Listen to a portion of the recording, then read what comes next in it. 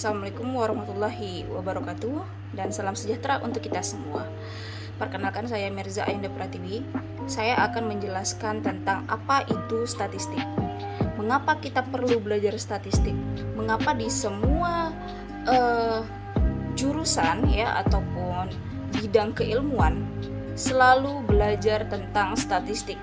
Statistik untuk kesehatan, statistik untuk pendidikan, statistik untuk sosial, statistik untuk sains, dan apapun yang mengenai tentang keilmuan dunia akademik ada hubungannya dengan membuat keputusan, maka kita tidak akan lepas dari yang namanya statistika. Sekarang sudah banyak software-software yang membantu kita untuk menganalisis data. Kita ada SPSS yang terkenal untuk social science, kemudian eView, Stata, SAS, kemudian ada R ya, dan banyak lagi software baik itu gratis ataupun berbayar yang digunakan untuk menganalisis data. Namun basicnya dasar yang kita gunakan itu tetaplah ilmu statistika. Karena tanpa mengerti dasar-dasar ilmu statistika tadi, maka tools yang kita gunakan, software yang kita gunakan, maka akan sulit juga untuk dimengerti karena kita tidak paham tentang dasarnya. Jadi sama kayak kalkulator, mungkin memang kalkulator memudahkan kita untuk menghitung. Tapi jika kita tidak tahu dasar-dasar matematika yang standar, dasar-dasar matematika yang sangat basic sekali, maka akan sulit juga untuk kita menggunakan kalkulator. Contohnya, kita tidak tahu tentang hubungan matematis ya antara tambah, kurang, pangkat, bagi, kali, mana yang harus didahulukan. Maka ketika kita tidak tahu dasar-dasar itu, maka ketika kita menggunakan kalkulator, maka hasilnya nanti juga akan salah gitu. Ya, jadi kita harus paham dulu tentang dasar-dasar statistik. Jadi kita mulai dengan mengetahui apa itu yang dimaksud dengan statistika. Apa definisinya, apa manfaatnya. Jadi kalau statistik itu adalah angka yang digunakan untuk mengomunikasikan sebuah informasi. Jadi statistik itu adalah datanya, sedangkan statistika itu adalah cara bagaimana mendapatkan data, bagaimana mengolah data, dan bagaimana mempresentasikan data tersebut. Nah, jadi contoh dari statistik itu adalah seperti tingkat inflasi 2%. Nah, itu adalah hasil dari statistika ya, yang disebut dengan statistik tentang inflasi. Lalu nilai rata-rata Anda itu 3,5. Nah, itu adalah statistiknya, datanya. Kemudian harga sedan Tesla model S baru adalah sekitar 79.570 dolar. Nah, jadi itu adalah contoh dari statistik. Sedangkan statistika adalah cara mengumpulkannya, kemudian mengelolanya, menyajikannya, kemudian menganalisis, lalu menafsirkan data statistik tadi untuk membantu kita dalam mengambil keputusan yang lebih efektif. Ingat ya, ada kata-kata efektif di sini. Efektif itu berkaitan dengan tepat sasaran. Ya, jadi jangan sampai keputusan yang diambil itu tidak akurat, tidak tepat, tidak valid karena kita salah melakukan analisis terhadap data yang kita kumpulkan.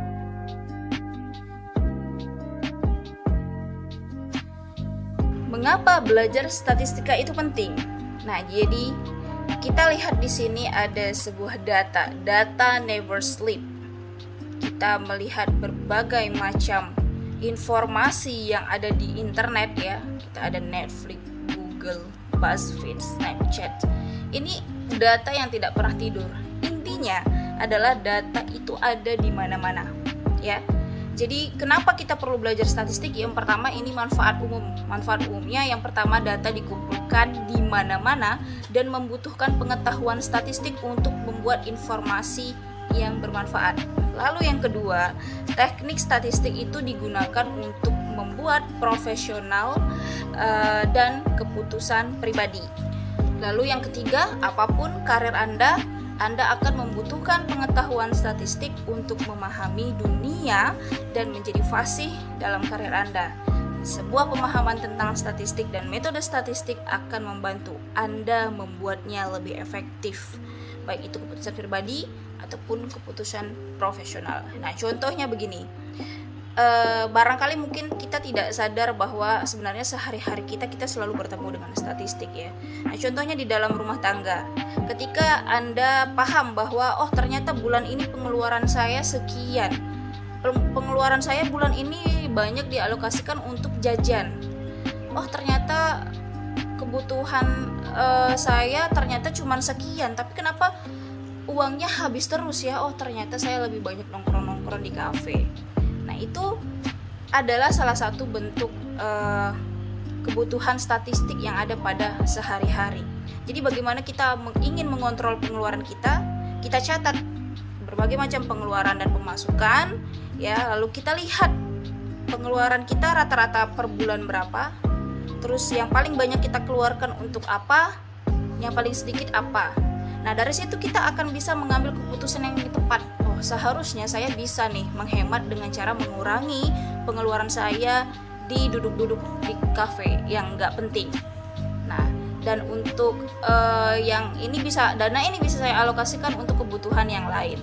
Nah, itu salah satu contohnya. Kemudian Anda juga mungkin sering bermain game online yang sekarang sedang hits ya. Jadi e-sport sekarang adalah sebuah tren di kalangan anak muda. Nah, jika Anda sering bermain game online, maka Anda akan familiar dengan yang namanya data, dengan statistik. Setiap Anda main ya, mau baik itu Mobile Legends ataupun PUBG, pasti akan ditampilkan statistik data dari role play yang Anda pilih. Pasti Anda akan lihat kalkulasi angka-angka gitu. Dari angka tersebut Anda akan memutuskan, aku bagusnya pakai ini, aku akan beli ini ya. Aku akan pick senjata ini atau apapun yang mungkin Anda lebih ngerti dalam dunia game. Begitu juga di dunia main bola ya, sepak bola ataupun baseball dan segala macam.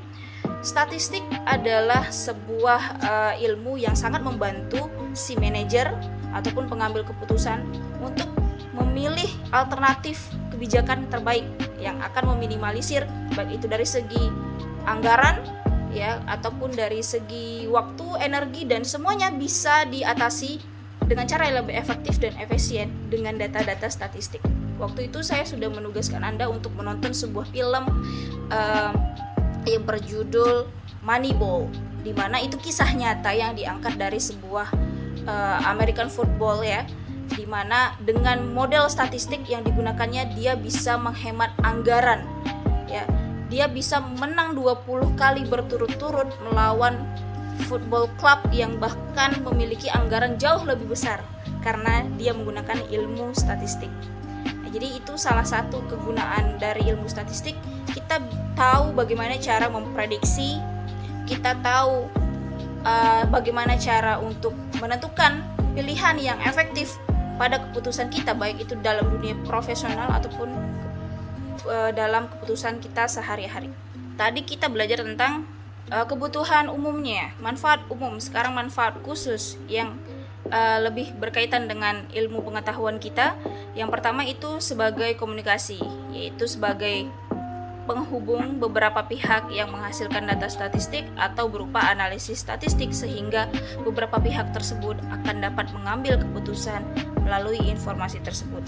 Ya, jadi statistik dapat digunakan sebagai sebuah sarana berkomunikasi melalui penyajian data dan informasi. Ya, pemerintah bisa mengomunikasikan tentang bagaimana perkembangan penduduk Indonesia melalui data infografis yang disebarkan lewat BPS. Ya, lalu deskripsi merupakan penyajian data dan mengilustrasikan data. Misalnya mengukur tingkat kelulusan siswa, laporan keuangan, tingkat inflasi, jumlah penduduk, dan seterusnya. Jadi deskripsi itu maksudnya menggambarkan.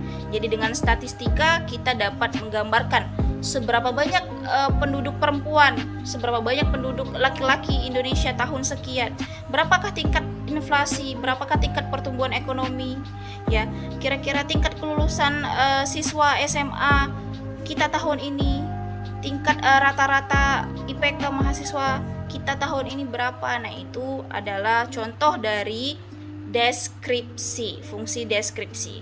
Lalu yang ketiga, regresi.